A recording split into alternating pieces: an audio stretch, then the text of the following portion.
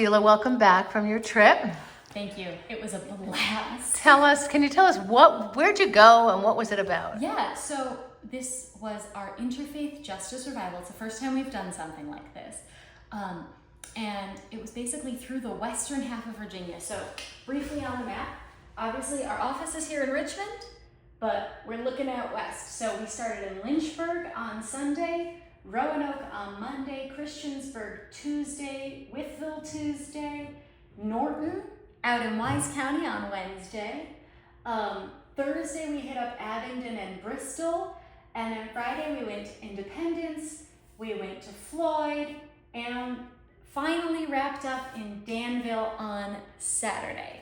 So it was a long trip, like 700 plus miles, and through the mountains, through the beautiful, beautiful, beautiful landscape of southwestern Virginia. It was incredible. Hi, Sheila. Tell us about your trip. Yes, so this was a week-long tour of the western half of Virginia. We called it an Interfaith Justice Revival. Virginia Interfaith Center for Public Policy, us at VICPP, organized it, but we worked in collaboration with the Virginia Poverty Law Center, the Virginia NAACP, and at a couple of different stops with some other partners like Virginia Organizing and the Justice Advocates of Roanoke and New River Valley.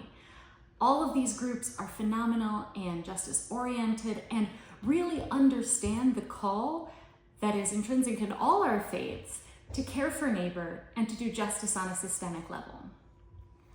This idea came from actually a couple years back. I've been at Virginia Interfaith now for 4 years, but I've been thinking for a while about this idea of revival and getting back to the roots of our faith, really understanding faith not as a source of hierarchy or Christian nationalism or holier than thou, but faith as a call to care for our neighbor. To me, that's a centerpiece of my belief and the beliefs of a lot of the people I see through VICPP. So I've been contemplating how to phrase this and how to share this with our network. And then this January of 2025, we co-hosted a tenant day of action with a bunch of other organizations that lobby in support of affordable homes. And at this January Advocacy Day for Tenant Day of Action, myself and Daniel Rizai, one of the lawyers with Virginia Poverty Law Center, were supposed to shepherd a group from Southwest Virginia. Unfortunately, the folks who had registered ended up canceling. And Daniel and I were talking about how, it's a 6-hour trip. That's really intimidating. And a lot of folks, especially from west of the Blue Ridge, might not feel they are seen by their legislators in Richmond. So why would folks waste their time coming out? And over the holidays, Daniel had been listening to Pete Seeger and reading some of the Beatitudes, and he said, people of faith really need to be doing more here, and people in southwestern Virginia need to know who our organizations are. And I said, be still my beating heart. That is my day job. So the two of us started brainstorming. Because the VICPP has collaborated so much over the years with the NAACP, we also brought in Karen Jones from their statewide conference, and we were able to plan 9 events in 7 days. All right, so and the essence of this, the message, what was the essence of these gatherings? I mean, the gatherings were different, but each of the gatherings was about 3 things. First, building relationships, letting people in the local community know who VICPP is, who VPLC is, who NAACP is, and letting folks get to know each other. Second, and to me the most important, was revitalizing folks, helping people understand the connection between faith and justice, between the desire to care for neighbor and the work of advocacy that we do here at the state level. And then third, really just giving a next step and a step forward in case, as people are feeling overwhelmed in our current political climate, to really give people the opportunity to say, there is still hope, there are still people working for goodness together, and we are stronger together than we are alone. And how significant is the civic engagement element of this trip? Oh, sure, yeah. Well, Virginia has elections every single year, and 2025 is a big one. We've got the governor, the lieutenant governor, the attorney general, all on the ballot, and then all 100 districts in the House of Delegates. So every single person in Virginia has multiple races they're voting for. Some even have local elections on the ballot this year. Virginia Interfaith, one of our core foundational values is civic engagement, and that means getting people out to vote, increasing voter registration and turnout.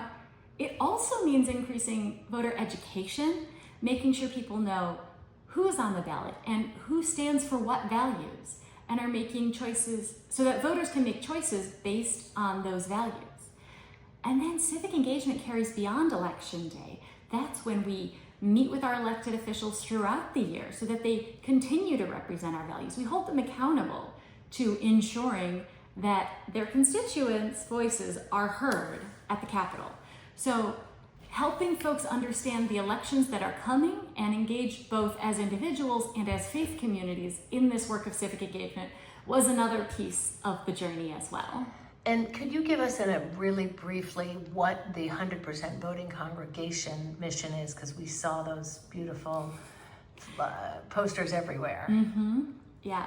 So, probably shouldn't start a sentence with so. VICPP has this initiative called 100% voting congregations. And this is when a faith community makes a commitment that they will encourage all of their members who are eligible to go and vote. Faith communities are going to share ways to vote, timelines, registration, information about the candidates, and put up this giant 7-foot banner that VICPP sends to them as a reminder to both members and the broader community that Election Day is coming. What does the banner say? The banner says we're voting 100% November 4th. This year it says November 4th. In previous years, it's a different number. So this giant banner says the date of the election and reminds members that they are called to vote. For 100% voting congregations, it's a way to live into that call of putting justice and putting their values into practice in public life by participating in elections. So back to your revival. Mm-hmm. I know that was one of the projects that was kind of embedded in the work that you were doing. What was for you as an organizer and a leader in this organization, what was the spiritual connection for you with this effort? To me, this is why I do the work at the VICPP. My primary motivation has always been, I want to live my faith as visibly and authentically as possible. And it was really lovely to me because I've been doing interfaith work for more than a decade. And I know the scripture, and I know the prophets, and I know the values that cross from Buddhism to Islam to Christianity to Judaism to the Unitarian Universalist tradition. All of these groups have such a clear call to take care of their neighbors. But that's something that can get forgotten and can fall by the wayside. So for me, my faith is my motivating factor, and it's also just this lovely opportunity to connect with other people in the broader community, to share our mutual values and to share our mutual values and to build each other up, to really express how we take this from the quiet seat in a particular building on a particular day of the week out into the general public. That's just so powerful to me. I see that you're almost like in a glow from coming back to it from a trip like this. If you had to give me a couple of highlights, what's, or you can list them. Yeah. You mentioned a hug between. Oh yeah, one beautiful moment was on Monday night, our revival. We heard from 5 different faith traditions, and there was a moment when the Rabbi Stein, who was representing the Jewish community in Roanoke, was shaking hands with the leader from the Islamic community, so, Mr. Salim, and they just like had so much mutual respect for each other and support of each other. That was lovely.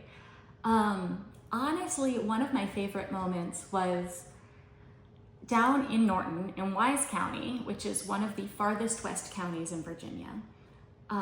We had talked about doing a gathering, but it's so far away and so few people know us. One person had said, "Ooh, my faith community would love to host you," but then her mom got sick and the pastor broke a leg, and we said, okay, we're not gonna worry about it being at a church, we're gonna meet at a coffee shop.